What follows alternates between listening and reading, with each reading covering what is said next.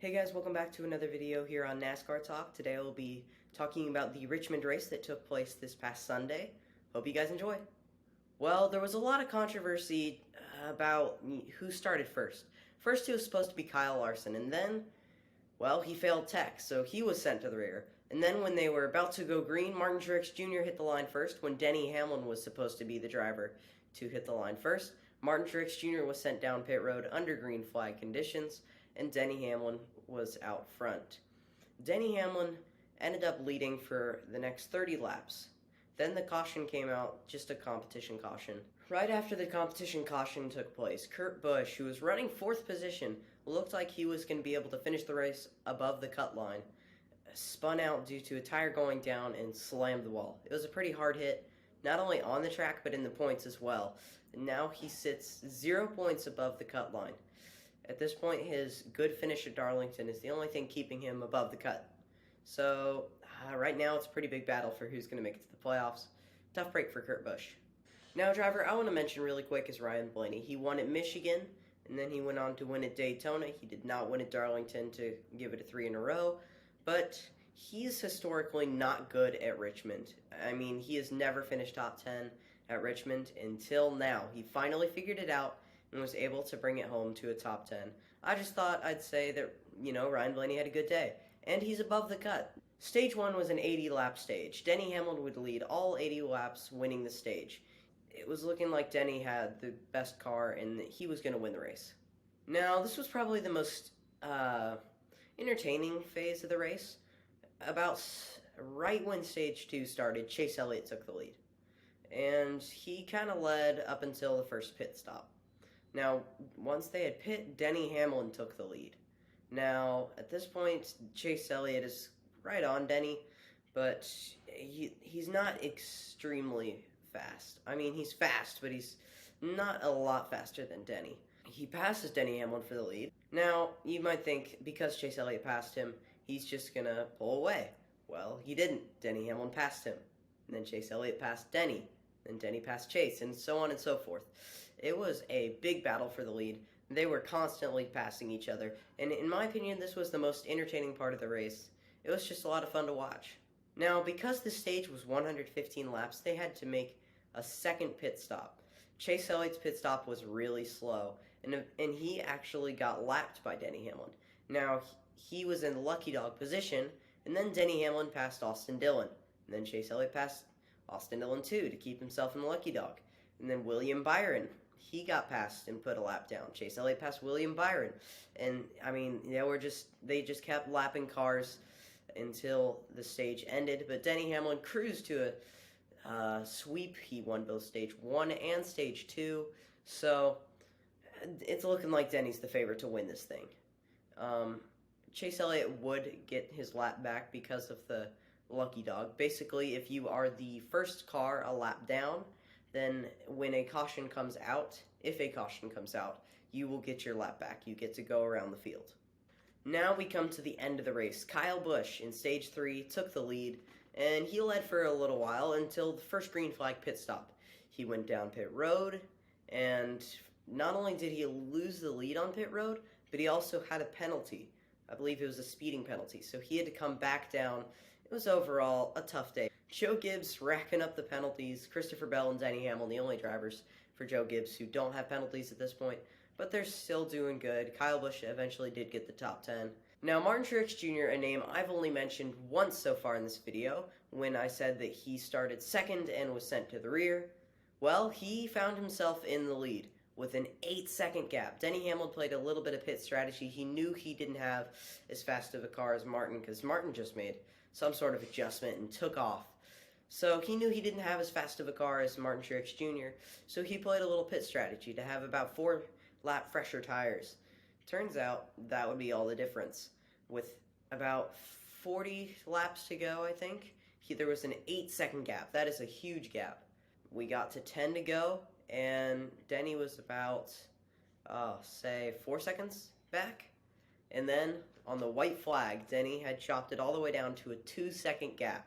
2 seconds. He had chopped off 6 seconds in only 40 laps. It looked like Denny could have probably won the race if a caution did come out, but the caution did not. So, At this point, Martin Sherice Jr.'s got the lead with 1 to go with almost a 2-second gap, and Martin Sherice Jr. wins at Richmond. So now a little bit of playoff talk. Now, Denny Hamlin had locked himself into the round of 12 after winning at Darlington, and now Martin Truex Jr. locks himself in, but those aren't the two drivers who got themselves locked in. Kyle Larson did, just off of points. I mean, he has been so good that he just pointed his way in before Bristol, which, by the way, I'm going to Bristol, so I will be hopefully doing kind of a video on like this one, except at the track. I'll be filming at the track, and I'll have my own footage of the race. I'm excited to post that video. But anyway, Alex Bowman and Kurt Busch. Alex Bowman, who had pretty much 2 bad races in a row. Darlington didn't go great for him. Richmond wasn't exactly great either, even though he stole the win from Denny Hamlin earlier in the year. So, Alex Bowman is 0 points below the cut line. That's right, 0 points. He's at a tie with none other than Kurt Busch, and I mentioned that he was 0 points above the cut. And now it was looking like he would have a great day until he did hit the wall. So that is your 11th or 12th place in the point standings and 13th place. Now, Eric Umarola was 3 points above the cut line when this race finished, and he has had a terrible season, and his races weren't that great. It's just that the other drivers didn't have great races at all. He just had mediocre races while they had terrible races, which puts him above the cut.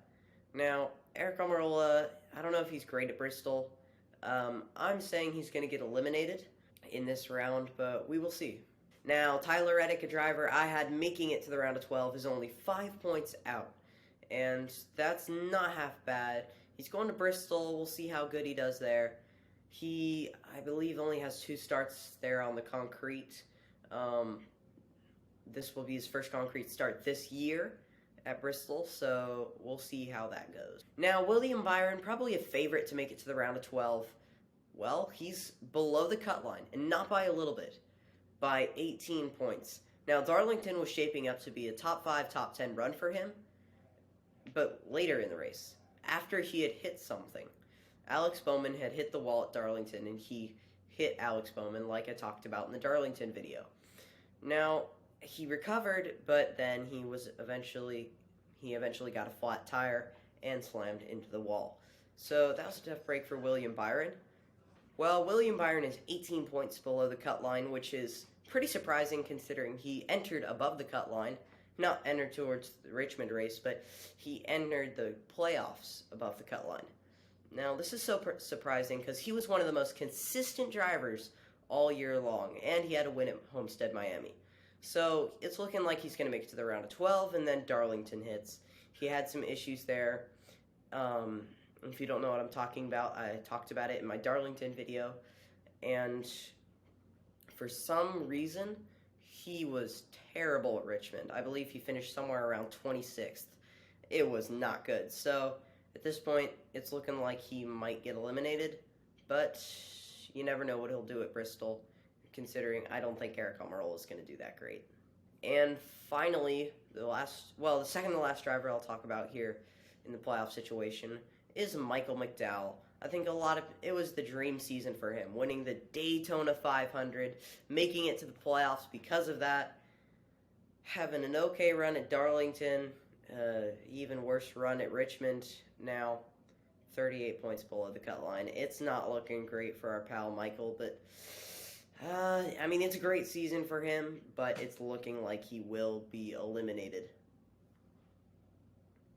Final driver that I'll talk about is Kyle Busch. I just was talking about the fact that he led in Stage 3 here at Richmond. The penalty really did him in, though.